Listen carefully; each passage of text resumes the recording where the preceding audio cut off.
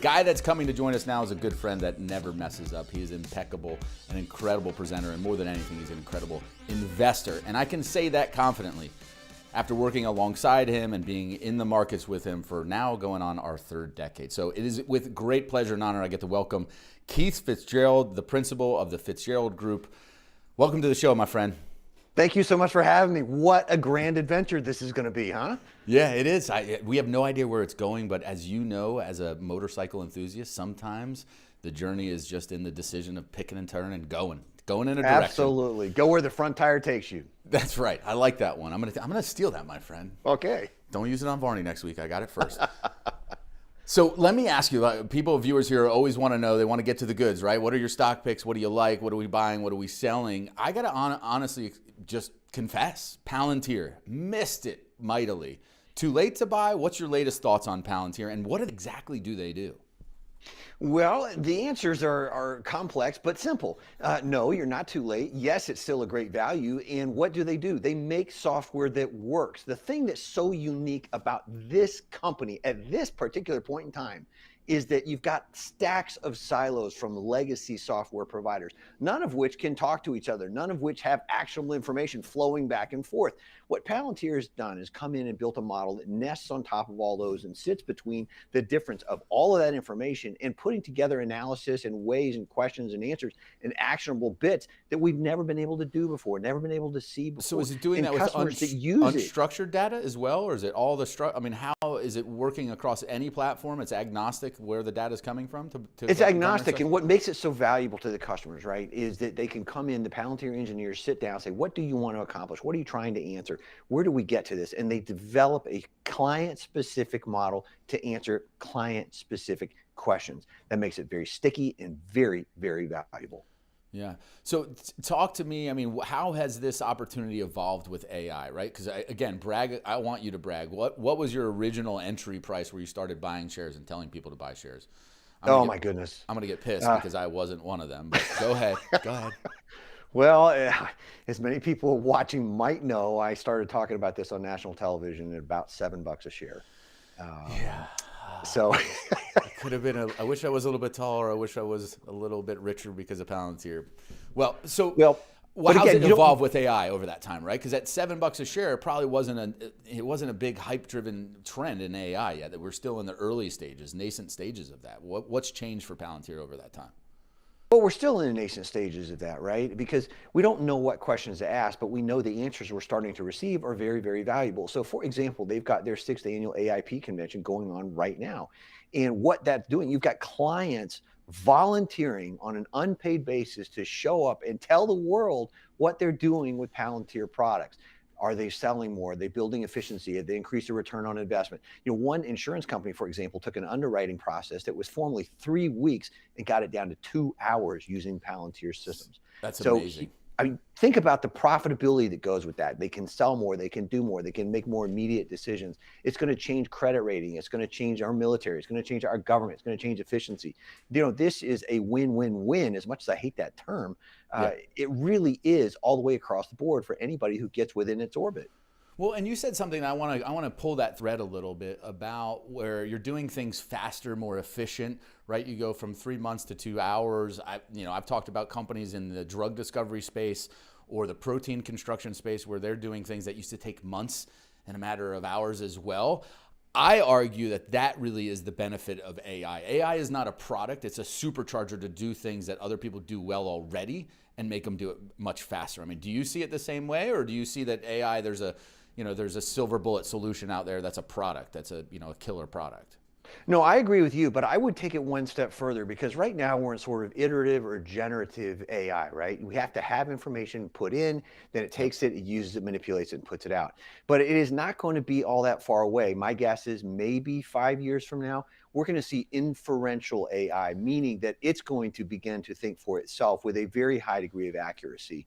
And when that happens, we're not only going to leapfrog drug development, but we're going to solve many of the problems we're dealing with today. I think we're going to solve a lot of the political angst that's with us today. We're going to solve money. We're going to solve cancer. We're going to solve hunger, water. Many of the things that are plaguing humanity today, I think, are going to become opportunities and solutions for those companies that really embrace this. But to me, me, it's not just a technology like a lot of investors think. It is the technology. It is something that is going to change the course of human history. And I made that remark on CNBC a while back, as this is perhaps the greatest single investing opportunity in recorded human history. And based on what we're seeing, I might not be off base, Lou. No, listen, I completely agree with you. I mean, it sounded ridiculous. I said this probably, I don't know, 6 months or 9 months ago on air, that there will come a day because of AI and drug discovery where getting cancer will be as solvable as getting a headache and taking a few pills, because we will understand how the body's own immune system works and combats, and we'll figure out how to activate it very quickly, efficiently, and more than anything, safely. So I'm on board with you 100%. So that just brings us naturally to another topic that I think you and I always have been in agreement on.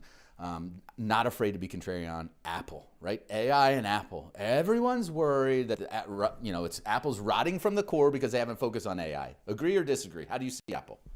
Oh, I disagree entirely. I think the company is far more along on AI than many people realize. If we look at Apple's history, they are most dangerous and potentially most profitable when they're quietest. So the recent decision to pull back Siri because they don't have a model ready tells me that they're not ready to unleash the transformative Apple trademark experience. So if you look at the iPhone, it wasn't new to have a smartphone, but the way they unleashed it changed consumer behavior forever. AI, I think they want to do the exact same thing. Wearables, same thing. Earbuds, same thing. Services are $100+ billion a year. 1 in 4 people on the planet is accessing some form of AI or big data already through an Apple device. Right. So this is just a question of what are we going to do and when, not are they behind. No, I agree. And we brought this up last week. We talked about just that services business on a standalone basis is almost as big as Tesla and Disney on its own, right? The entire companies and bigger than Nike. So, well, people forget, Lou, they remember back to 2014 when they launched that, right? And you and I first started talking about it. How many times did we hear from conventional Wall Street, oh, this is going to distract them from iPhones. This is a terrible decision. They shouldn't do it. I'm like, you and I looked at each other and said, I want to bet. Listen, I remember the best, and I feel bad because it's elder abuse at this point. I can't remember his name, but he was probably the oldest gray-haired guy on the CNBC at the time. Said I was brain dead if I thought that Apple was a no-brainer buy, and that was 2014 at like $40 split adjusted. So, man, I'll be happily brain dead if we get more opportunities like that. Yeah, I mean, the services business alone is a juggernaut, and AI just becomes an accelerant, a force multiplier in there. So happy higher days ahead for Apple, I think, and you and I can celebrate that one together. Before I let you go, I do want to ask you, just sentiment in the market, right? We're seeing, consecutive days of sell-offs. Everyone's freaking out. We're at or in a correction territory, depending on what index you're looking at, what other asset. How do you see this from sentiment, and how do you play it? Well, having been doing this for a long time, 45 years at this point, one of the lessons I've learned the hard way is that the herd is almost always wrong. And when you get everybody lined up on one side of the boat saying, oh, this is terrible, it's the end of the financial universe as we know it, history shows very definitively that's not the case. So there's no wisdom in crowds, Keith. Come on, there's got to be wisdom. Madness in crowds, perhaps, but not wisdom in crowds. We're approaching levels now where sentiment is so universally negative. And we know from data that 85+% of all retail investing decisions are wrong, meaning people are buying when they should be selling and selling when they should be buying. I have a very high degree of confidence that I'm going to invest for the future, not where we've been. So I'm actively looking to buy in these, in these areas, and I have been.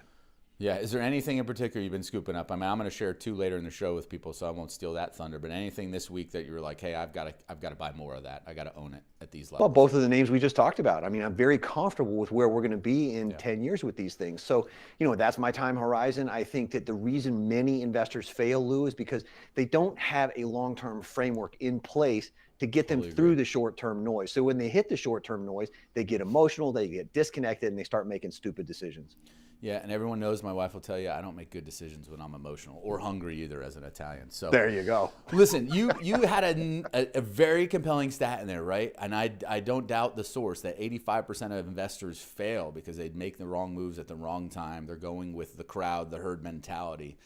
They don't do that if they're following you. So I want to give last word to you for you to share. How do viewers today work with you, benefit from your insights? Obviously, you're on CNBC, Fox Business, and every other channel all the time, but in a more direct way. How do they communicate with you and benefit from your wisdom?